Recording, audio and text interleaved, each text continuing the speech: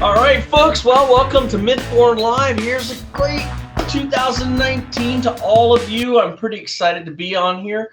I'm just prepping up. One of the things that we're super excited to talk about today is, are we living in a simulation? Let's get to that in a second. Hi, folks. Welcome to Mythborn Live. I hope you enjoyed today's show. It's going to be awesome. And I am always looking for new subjects, so please comment, let me know what you want to hear, and like, subscribe, share. Are we living in a simulation? Well, look, there's a lot of evidence that says that we may, in fact, be living in a simulation. The interesting thing about the prospect is when you start thinking about where we are today in, let's say, for instance, video games and simulations, which I know really well, areas where our delving into the physics of the world has shown that there are discrete or quantized information, which means information comes in packets rather than some kind of continuous flow. There are other small and very interesting clues. For example, the double slit experiment that shows that light is both a particle and a wave, but depending on when you observe it, it will show one or the other property. And if you don't observe it, if you observe it, it'll show one property. And if you don't observe it, it'll show another property in terms of if you observe the individual photon firing. So I'm going to start at the top and give some reasons why I think we actually might be living in a simulation. And I'm going to end it maybe with some interesting theories about potential faster than light communication. So let's start at the top. Look, the simplest and topmost reason, we're already building pretty amazing simulations. Developers are now designing virtual reality video games. You got this mask over your eyes. You can see things now. Sure, the world doesn't look great. It's not this beautiful, amazing photorealistic thing, but that's a function of technology. That's a function of sensors. That's a function of pixel count and of density on the screen. That is not a function of us not knowing how to do it. It's a function of computing power. So if you look at Moore's law and you look at how we're advancing, the chances of us getting to a point where we can create a photorealistic environment that's virtually real through a lens, it's pretty high. Now, if you take with that something that's happened recently at MIT, where MIT has come up with a way to basically, they have something called artificial neural fibers. And in 2015, they figured out a way to send visual stimuli and drugs directly to the brain using artificial neural fibers. This means we could eventually plug into your brain the exact data necessary for your visual cortex to simulate what you're seeing different than what your eyes are taking in from the radiation outside. Remember, our eyes are just receivers, right? They're the front part. Nothing happens at our eyes. It happens back here in our brains. So when input hits our retina, the retina takes that input and it is transferred to the brain, and that's where it gets deciphered and figured out. And studies have shown that our brain actually fills much of the gaps. Our vision, our blind spot and our visions are so enormous that there's no way that if we didn't do this, that we could function with the visual system we have. Our brains create reality in between the spaces of what our eyes are taking in. Okay, so we're going to have a little drawing come up next. And I want you to think about, how many black dots do you see? At every intersection, there is a black dot. However, as your eyes scan across, you're not going to see all of them. In fact, your brain is only going to let you see the black dots that fall out of your blind spot. Even if you take a picture, because the picture will be the same pattern, and looking at that picture will do the same thing. This is what's so cool about our brains. They actually make us think. They think through what might happen. You can see it time and again, and it's been demonstrated time and again in experiments that we, in fact, are making up a huge portion of what we see. So that's a really interesting thing. Now take that to the next level. Let's say we did it on purpose. Let's say our brain wasn't doing it. Let's say we were telling our brain what to see through these neural fibers that MIT's came up with. And let's say that beyond that, if we can stimulate the visual cortex of what we want, well, why can't we stimulate the touch or the sense of smell or taste? So theoretically, you could lay down in a sofa, neural fibers would potentially touch your skin, or maybe it'll be wireless, maybe you have an implant. But the point is, once it's in and once it's working, you're going to see whatever the simulation wants you to see. So that's another very interesting thing. If you think about it, math rules the world. It doesn't matter if you count in base 10 or base 16 or base 12, in binary. Math rules the world. And what's even more interesting is that pi, the speed of light, Planck's constant, the gravitational constant, all these things, they continue to be the same numbers and equations governing how objects move around points. Okay, so it'll take a little bit of explaining, but I'll try and do it in a very simple way. Our ability in mathematics is so advanced and so good right now that we are able to theorize many things in terms of what ought to happen and then see in the real world that these things happen.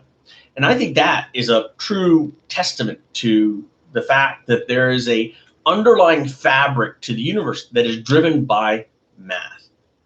However, what's even more interesting is that if you look at what happens when you start looking at smaller and smaller and smaller particles, soon we are unable to distinguish at the very lowest level what actually is happening. It all looks sort of fuzzy.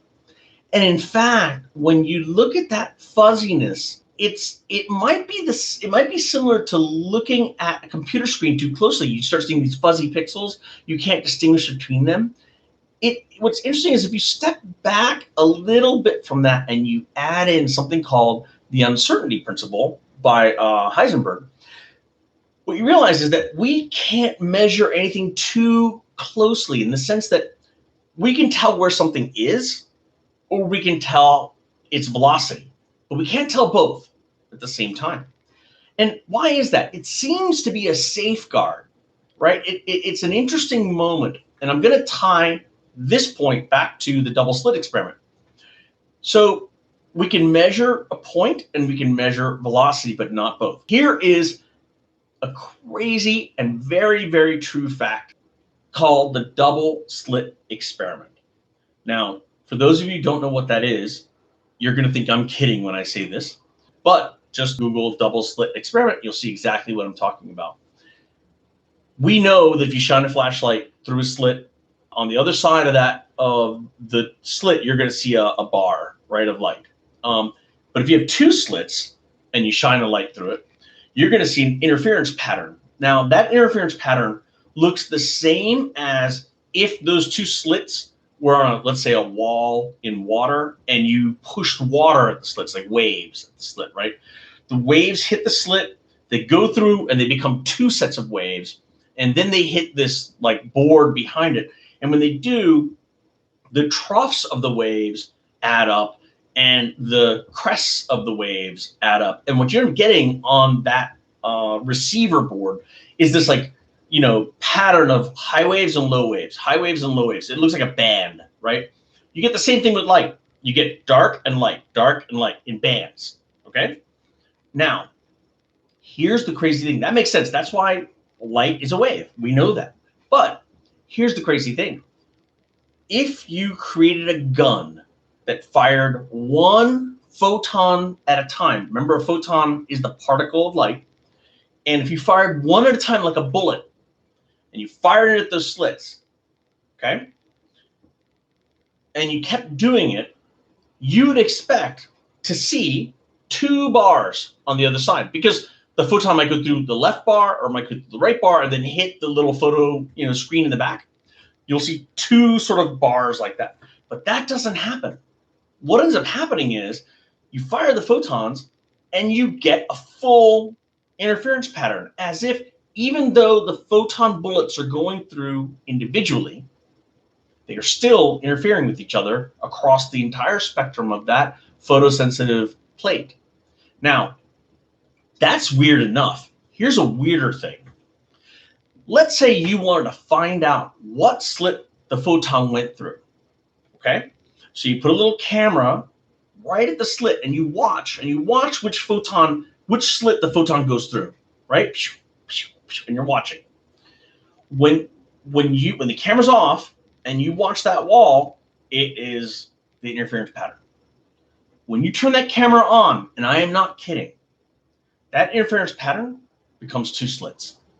It literally collapses into two slits because you're watching it.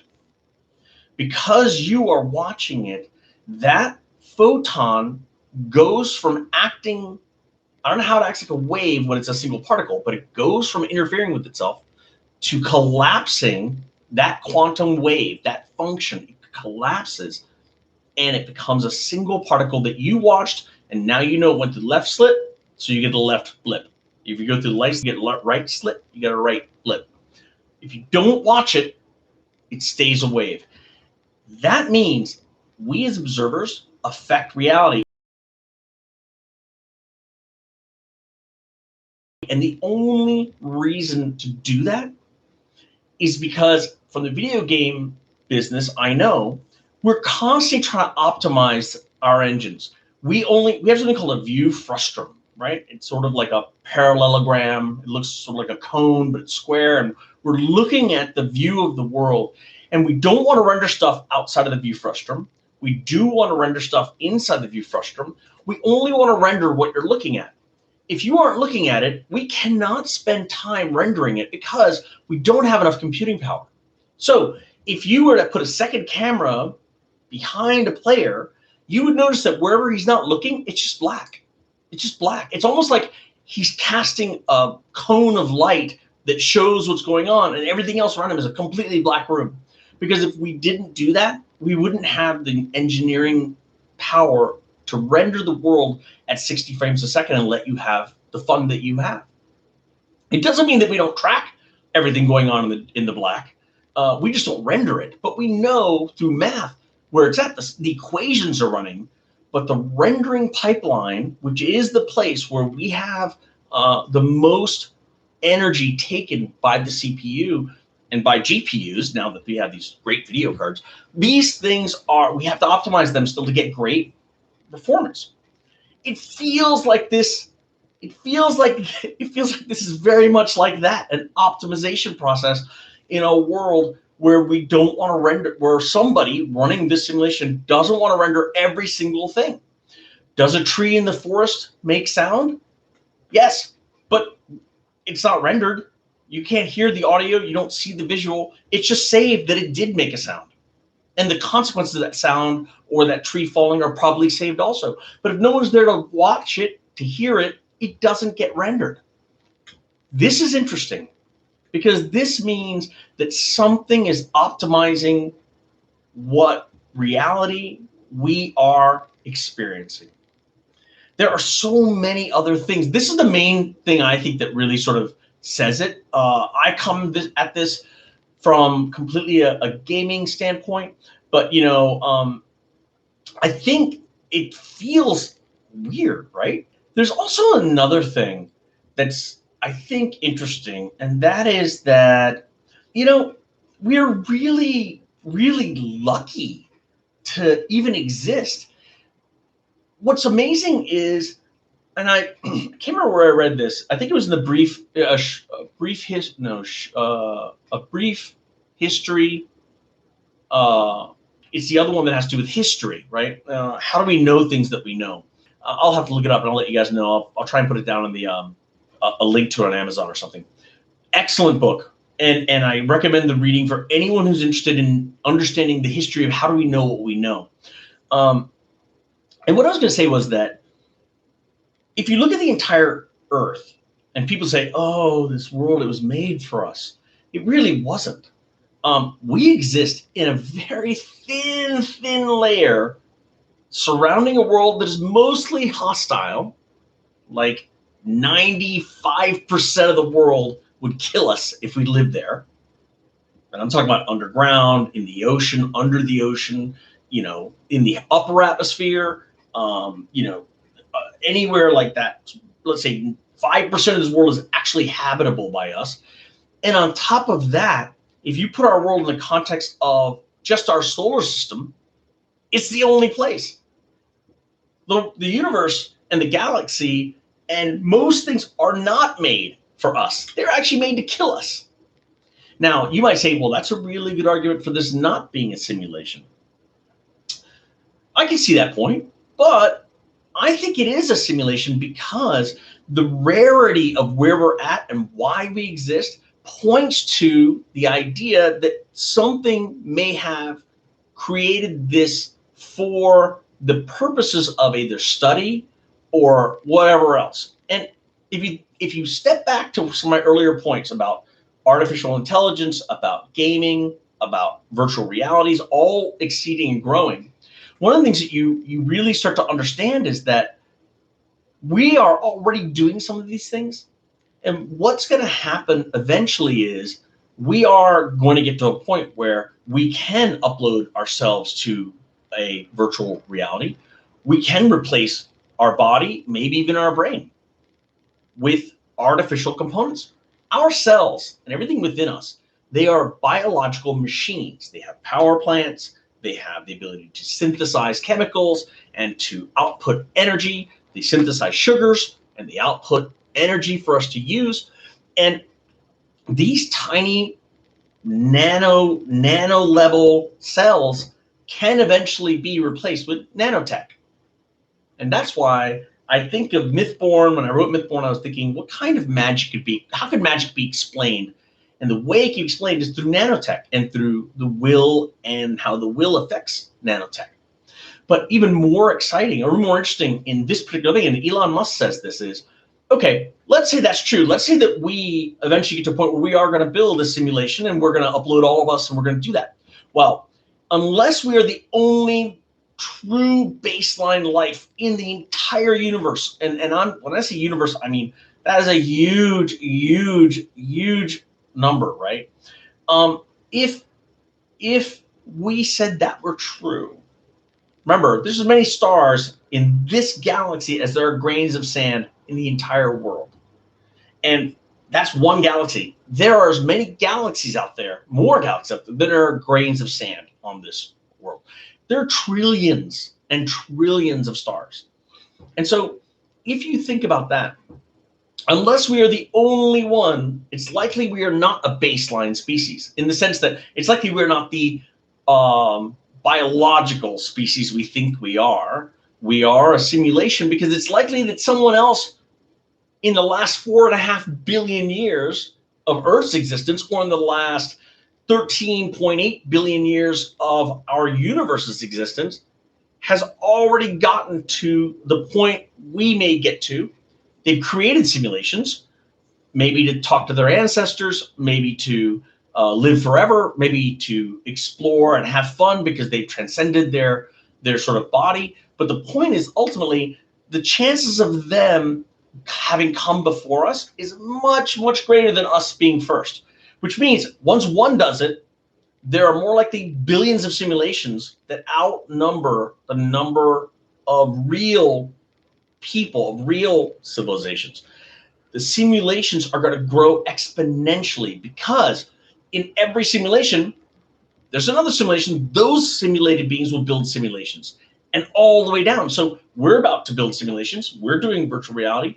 If we are a simulation and we build a simulation, those simulated AIs may eventually one day gain sentience too. The question that prompted me to think through this was essentially this, and this is a weird thing, right? And this is the question I posed to the audience today, and you write me. I'd love to hear your comments on this. What if I took one cell of your brain, one cell, and I replaced it with a nanotech machine that did the exact same thing that that cell of your brain did? Are you now dead? Are you gone? No, we know right now people have replaced, more than one cell. They have implants now that help them govern motor skills. Paraplegics have implants that help them transmit information. People are gaining prosthetics that actually connect to the neural network that's within their body and then allowing them to use their brain to move a mechanical hand. So keep going. Take that to the next level. Let's say I replace 2 cells, then 10, then 15, then 15 million. Just nothing in your brain. Nothing. You have billions and trillions of connections, billions of cells and trillions of connections. But let's say eventually we just keep going, and slowly your entire brain, every single individual cell and connection gets replaced by something equivalent in function and exactly the same in terms of its structure, right? It gets replaced. That means your memories won't change. It'll transmit them directly the same. Nothing will change. The only thing that'll change is, instead of being biological, it'll be nanotechnological, and it may have a much longer lifespan, or it may have no wearing out, or it may have, little patent parts on it, or whatever, like little tiny inscriptions at the nanometer level. But at what point do you die? Like, at what point do you not become you?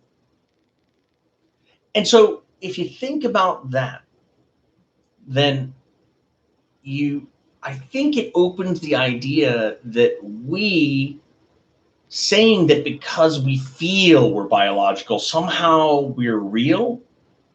I don't know, right? How do you know that we aren't just a simulation of a biological entity from a culture that remembers when they were once biological and they want to see the process again? Ask yourself this: why are you alive now? If this is a simulation, why are you alive now? Why not back in a history of Napoleon or far in the future? Why now? Is it because we are on the cusp of the transition from organic to nanotechnological? And when I say the cusp, I mean 100, 200 years in either direction, right? Somewhere in the last 100 years to the next 100 years, this is going to happen. But it's a very short window of time that this transition is going to happen. Anything before it was not going to happen. Anything after it, it'll already have happened.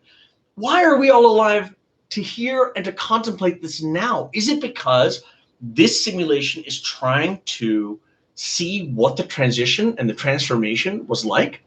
Is it modeling the transformation a billion times over to see in which cases does it work, in which doesn't? Is it looking at religion and politics and seeing what combination in all these different experiments is the best combination to use when it comes to the transition point or the transformation point? It seems odd to me that we only know that you're conscious, right? You can't point to anyone else and prove that they're absolutely conscious. You can only know that you are real. But why are you then? Ask yourself, why are you alive now? At the point in time where within 100 years, you will have been part of, in some way, a transition of a society from purely biological with no technology whatsoever when it comes to biomedical, biogenesis, and anything else that's to do with our brains, our neurology. Why are you alive now when that's going to change in the next 100 years or so? And that transition is going to happen for every single person alive today. It may not happen to you. I'm not saying it's happened to us. It's going to happen in our lifetime. But our kids will remember us. If it happens to them, they'll remember their grandparents. Will they bring us back? If our great grandkids remember it, will they bring us all back? Why are we alive now?